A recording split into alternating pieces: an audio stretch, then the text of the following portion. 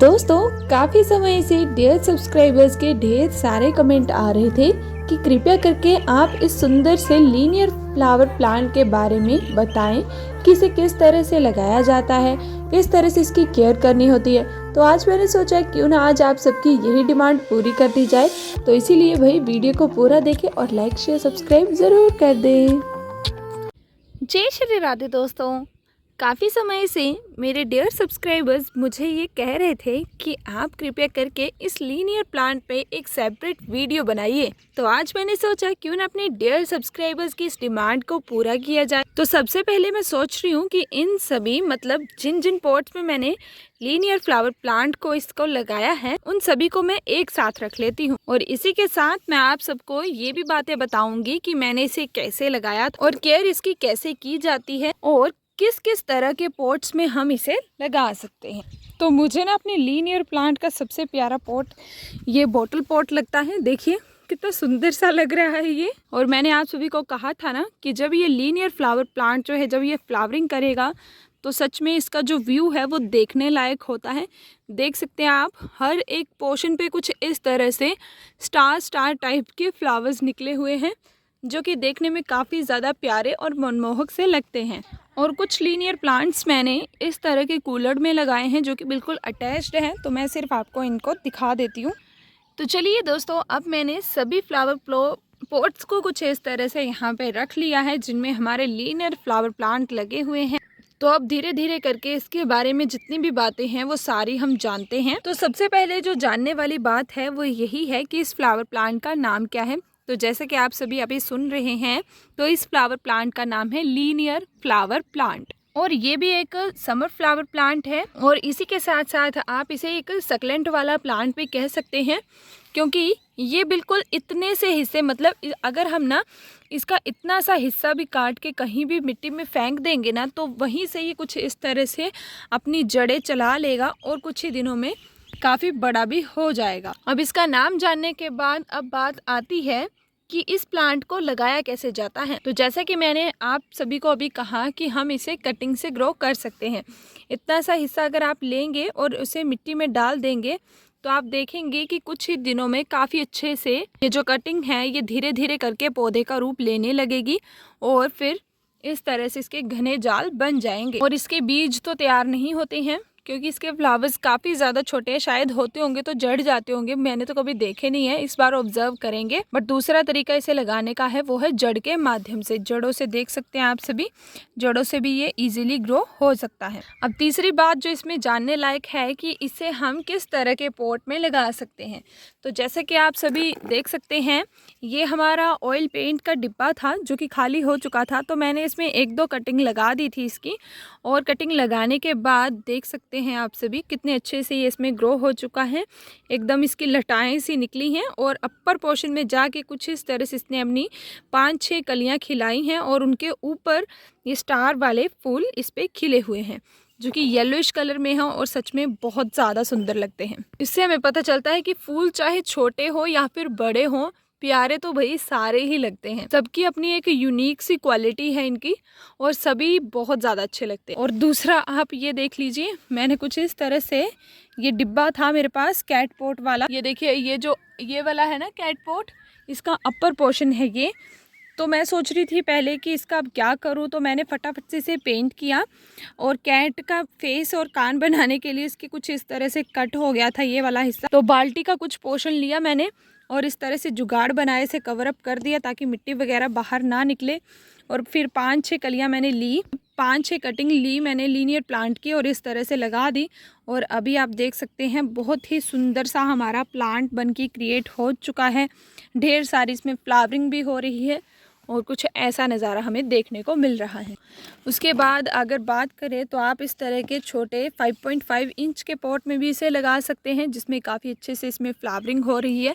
कुछ दिन पहले मैंने इसमें से काफ़ी सारी कटिंग्स ली थी, कटिंग की थी, उस वजह से अभी तक ये इतने अच्छे से ग्रो नहीं हो पाया, बट कुछ कुछ पोर्शंस में इसकी भी शूटिंग्स निकल के फ्लावरिंग कर रही हैं। उसके बाद सेम एलोवेरा के साथ ये लग गया था, इसकी भी एक ही कटिंग यहाँ पे गिरी थी और एक ही कटिंग से देखिए कितना बड़ा प्लांट खुद ब खुद यहाँ पे ग्रो हो चुका है।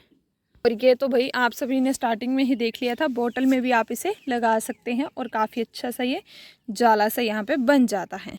और अब बात करेंगे हम इसकी केयर की। तो इसकी केयर किस तरह से की जाती है, तो बहुत ही ज़्यादा आसान है इसकी केयर भी। जब आप कटिंग को लगाते हैं तो आपने ना ज़्यादा प्रेशर से इस पर पानी नहीं देना है। चलो ये बता देती हूँ कि जब आप ज़्यादा प्रेशर से दोगे इसमें पानी तो क्या होगा। तो इसका लाइव एग्जाम्पल मेरे पास यहाँ पे पड़ा हुआ है। माता श्री ना सुबह प्रेशर से पानी देते हैं, मतलब पाइप से पानी देते हैं। उस वजह से पूरी जो कुल्हड़ की मिट्टी है ये उथल पुथल हो जाती है। और ये जो कटिंग मैंने लगाई होती है ये डेली एक आधी बाहर पड़ी होती है इस तरह से, और फिर से मैं इसे इस तरह से लगा देती हूँ, देख सकते हैं। इसीलिए मैं कहती हूँ कि ज़्यादा प्रेशर से किसी भी पौधे को आप पानी मत दिया करो, क्योंकि फिर पौधे हमारे बाहर, जो भी कटिंग आपने लगाई होगी वो बाहर निकल आएगी और फिर ऑब्वियस सी बात है कि वो मरेगी ही मरेगी। तो इसीलिए जब भी आप कभी भी कटिंग लगाते हैं इस तरह की छोटी मोटी सी, तो कृपया करके उन पे छिड़काव के माध्यम से ही पानी दें। और इसमें तो इतना ज़्यादा पानी ऐड किया है कि इसके आधे से ज़्यादा मिट्टी ही गायब हो गई है, बट फिर भी प्लांट्स ने काफ़ी ज़्यादा हौसला दिखाया है और देख सकते हैं काफ़ी अच्छे से ये बढ़ भी रहे हैं। तो पानी तो हमने छिड़काव के माध्यम से दे दिया। अब अगली बात करते हैं कि इसमें खाद वगैरह कौन सी डालनी है। तो इसका भी मैं आपको लाइव एग्जाम्पल ही देना चाहूँगी। ये देख सकते हैं आप मेरे लीनियर फ्लावर प्लांट, और इसके निचले वाले पोर्शन में देखिए मिट्टी में क्या मिला हुआ है। तो ये है गोबर के उपले की खाद, जो कि मैंने कुछ इस तरह से इनमें डाल देती हूँ, क्योंकि गोबर का जो उपला है उसी में ही तीनों पोषक तत्व है, नाइट्रोजन, फॉस्फोरस और पोटेशियम। इसके अलावा कुछ भी देने की ज़रूरत नहीं है, क्योंकि ये तीन चीज़ें ही मिलकर एक प्लांट का निर्माण करती हैं। तो ये पूर्ण आहार बन जाता है हमारे पौधों के लिए। तो दोस्तों यही थी कुछ ऐसी बातें।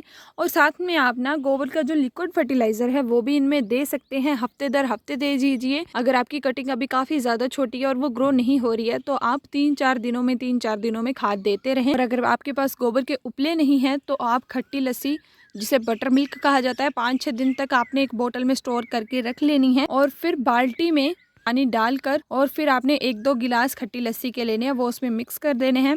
और फिर अपने पौधों को अच्छे से पिलानी है। अपने पौधों को उसके साथ नहला भी दें, क्योंकि वो एकदम बेस्ट फंगिसाइड है और बेस्ट ग्रोथ प्रमोटर है। हर एक वीडियो में मैं यही बात कहती हूँ, क्योंकि मैं इस्तेमाल ही इन्हीं चीज़ों का करती हूँ। इसके अलावा क्या बताऊँ आपको मैं, उसके अलावा मैंने कभी कुछ इस्तेमाल किया नहीं, तो उसके अलावा मैं कुछ बता भी नहीं सकती। बाकी आपकी इच्छा है और आप इसमें क्या चीज़ें ऐड ऑन करना चाहते हैं। बस जो मैं करती हूँ मैंने आप सबको बता दी। और इसके साथ एक बोनस पॉइंट मैं आपको ये बता देती हूँ कि ये जो प्लांट है ना, अगर आप इसे गर्मियों के मौसम में अपने हर एक पॉट में लगा के रखेंगे ना, तो ये आपके पॉट में कुछ ऐसा जो सिस्टम है वो क्रिएट करेगा। और उस वजह से आपकी जो, ये देख सकते हैं आप सभी, अभी डायरेक्ट सनलाइट मिट्टी पे गिरती है, उसकी वजह से हमारे ये जो पौधे होते हैं वो मुरझा जाते हैं। और जब ये पूरा इस तरह से देख सकते हैं, पूरा इसने मिट्टी को कवर अप करके रखा हुआ है इस टाइम, और ना तो डायरेक्ट सनलाइट मिट्टी पे गिरती है और ना तो मिट्टी सूखती है और ना ही हमारा पौधा मुरझाता है फिर। तो बस ये सेम चीज़ हर एक पॉट में अगर क्रिएट हो जाए तो हमारे ये पौधे बिल्कुल भी मुरझाएंगे नहीं इस कड़कती भड़कती धूप में भी, और ना ही आपके पौधों को फिर ज़्यादा पानी की ज़रूरत पड़ेगी। तो ये तरीका अब मैं अपनाने वाली हूँ। अब आप सभी सोच रहे होंगे कि इससे तो भीड़ क्रिएट हो जाएगी हमारे पॉट्स में और हमारे पोर्शन भी डिवाइड हो जाएंगे, मतलब जो भी हम चीज़ें देते हैं अपने पौधों को वो डिवाइड हो जाएंगी, आधे से ज़्यादा तो ये खा जाएगा। तो भाई आप मेरे बाकी जितने भी पॉट्स हैं उन पे भी नज़र डालिए एक बार। मैंने ऐसा कोई भी पॉट नहीं है जो कि एक ही, मतलब एक पॉट में सिर्फ एक ही प्लांट लगाया हो, ऐसा मैं बिल्कुल भी नहीं करती हूँ। देख सकते हैं आप सभी, हर एक पॉट में एक से ज़्यादा प्लांट्स होंगे। और ये भी नहीं होगा कि एक हेल्दी होगा और दूसरा मरा हुआ, नहीं, सब के सब अच्छे से चलते हैं। और ये सब कुछ किसकी बदौलत है? गोबर की खाद की वजह से। इसीलिए भाई बिना डरे इन प्लांट्स को लगाना शुरू कीजिए। और ये मैंने अपने गांव वालों से ही लिया था कटिंग। आपको भी अगर ये कटिंग कहीं भी दिखती है तो आप भी ज़रूर लेकर आएँ, नहीं दिखती है तो फिर नर्सरी से लेकर आएँ। ऑप्शन तो सिर्फ 2 ही हैं। तो मेरे हिसाब से तो बस यही थी इसकी ऐसी कुछ बातें जो कि मैं आप सबको बता सकती थी। बट इसके अलावा भी कुछ मेरे से रह गया हो तो कृपया करके आप बता दें, मैं नेक्स्ट वीडियो में शॉर्ट में बता दूंगी आप सबको। बट फिलहाल इसे पूरा देख के जाएं और अपने जितने भी डाउट थे और ये बता दें कि वो क्लियर हुए हैं कि नहीं। मैंने ऐसे इतनी देर चटर पटर ही की है। तो इसी के साथ दोस्तों मिलते हैं आप सभी को फिर नेक्स्ट वीडियो में। तब तक जय श्री राधे।